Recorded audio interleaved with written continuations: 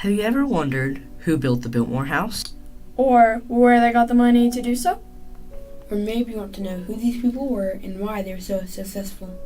Well, you're about to find out in The Vanderbilts, one of America's most influential families.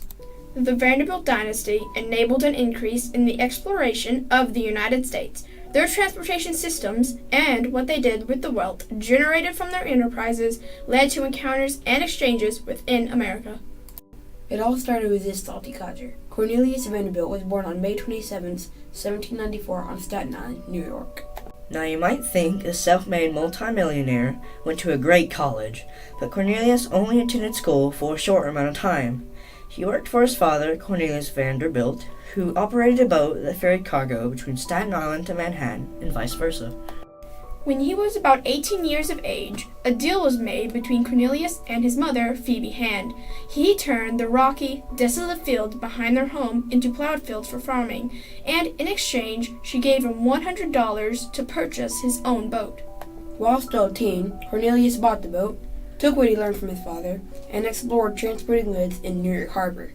He exchanged sailboats for steamboats. His exploration into the idea of providing better service for cheaper prices led to a revolution in the transportation industry and consequently made him wealthy. Cornelius soon became a local celebrity. From then on, he was also known as the Commodore. He had one of the most successful businesses in the world and was planning to expand his company tremendously. He was off to a great start, but it was still no easy task. Many other businessmen were in competition with the Commodore, who had the most steamboat routes at the time. In 1849, during the gold rush, Cornelius explored transportation service to the west by taking prospectors from New York to San Francisco using a route he captained through Nicaragua. His new route instantly became a success and earned him more than $1 million. In the 1860s, Cornelius started to explore the idea of starting a railroad business. His railroad ventures took off with the creations of the Hudson and New York railroads. They were so successful that he wanted more. He set his eye on the Erie Railroad, which operated through Buffalo, New York, and Chicago. But to him, that wasn't enough. He was determined to get his hands on more railroads so his enterprises could be one of the best and largest in the States. Around this time, Cornelius had an encounter with another man by the name of Daniel Drew. He approached Drew about a plan to share the Erie Railroad's profits. Drew pretended to agree with the plan. He secretly worked behind Vanderbilt's back to keep the profits to himself. This was the start of the Erie Wars. Vanderbilt soon discovered that the stock he had purchased was fake and was outraged at Drew's double-crossing. Vanderbilt wanted revenge, but as months went by and he realized how much money he was losing, he finally decided to give up on the Erie. His encounter with Drew was one of the only times he lost, a time the risk didn't pay off, but the Commodore used the lessons he learned to further expand his empire. Vanderbilt then devoted his attention to other railroad expansions. Partly because of him, the West was open to anyone. The Commodore had some of the most important railroads in the U.S., and he had the most wealth of any businessman in the world at that time. Cornelius exchanged a portion of his wealth for the building of Grand Central Station in New York City. His statue there is a testament to both his wealth and his standing. On January 4th, 1877, Cornelius Vanderbilt died of a bladder and colon infection. Well, where did the money go, you might ask? Most of the money went to his sons, while his daughters only got $1 million each.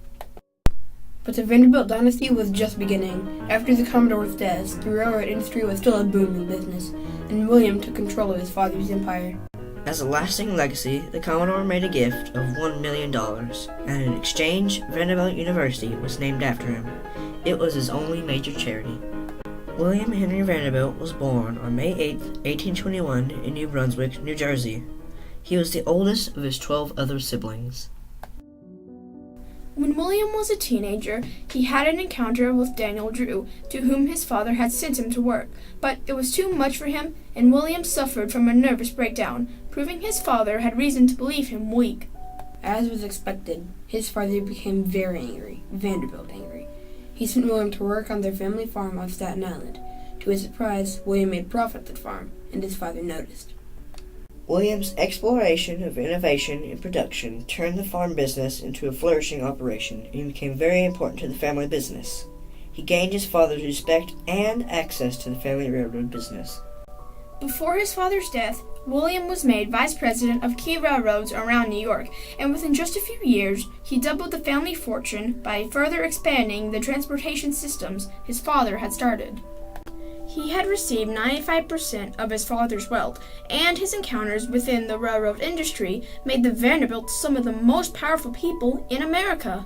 William also supervised the creation of the New York Central System, and in the short time he was in control, he had doubled his family fortune from $100 to $200 million. You might be wondering what happened to all that money.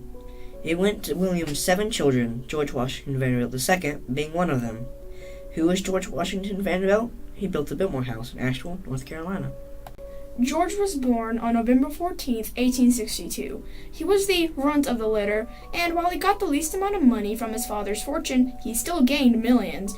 He spent his childhood traveling the world with his father, William, and the encounters he had while on his journeys left him with a thirst for knowledge and an appreciation for the arts and for learning. As a young boy, George was very intelligent, and during his travels, taught himself to read 9 different languages. When George was in his 20s, his mother became ill, and her physicians recommended traveling to Asheville, North Carolina, to take in the mountain air. George was so inspired by the outdoors there that he decided to build a home.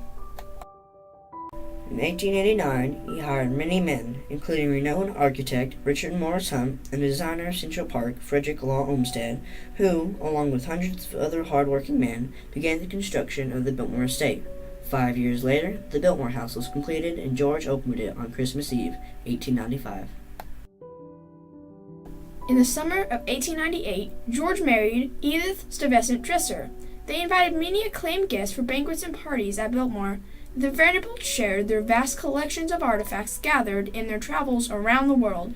These exchanges are one of the greatest contributions of the Vanderbilts to modern times. So, what else did George contribute to America? Well, George Vanderbilt was the very first large landowner in the United States to hire a forester. He listened to the advice of the great landscape architect Frederick Law Olmsted, and he was smart enough to do that.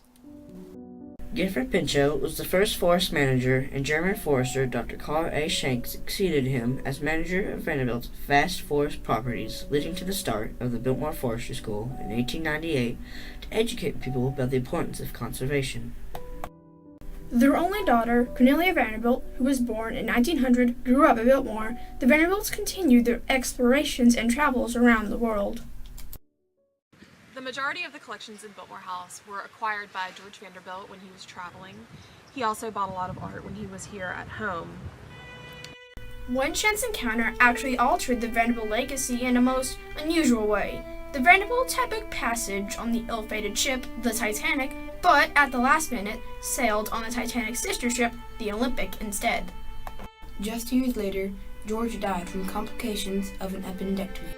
After his untimely death, Edith took over the main jobs at Biltmore, and a few years later, she sold 86,000 acres of land for less than $5 an acre to the government.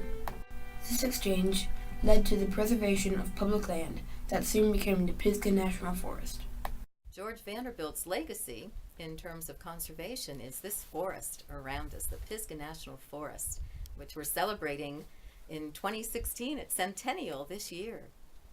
In 1924, Cornelia married John Francis Amherst Cecil, and the pair had 2 children, the names being William Amherst Vanderbilt Cecil and George Henry Vanderbilt Cecil. In 1930, Cornelia and John opened Biltmore to the public, and this exchange led to the successful opening of America's largest private home.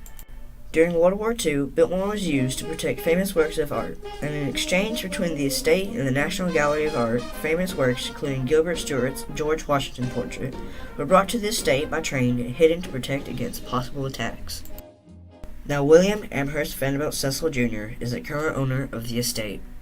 The Vanderbilts of Biltmore continue to explore ways to keep the estate viable in today's economy. The encounters of millions of visitors to the estate continue to provide a glimpse into the past while keeping an eye on the future. These exchanges provided to global citizens in modern times are priceless. These are some of the explorations, encounters, and exchanges of one of America's most influential families that have shaped modern-day America. The Vanderbilt legacy lives on.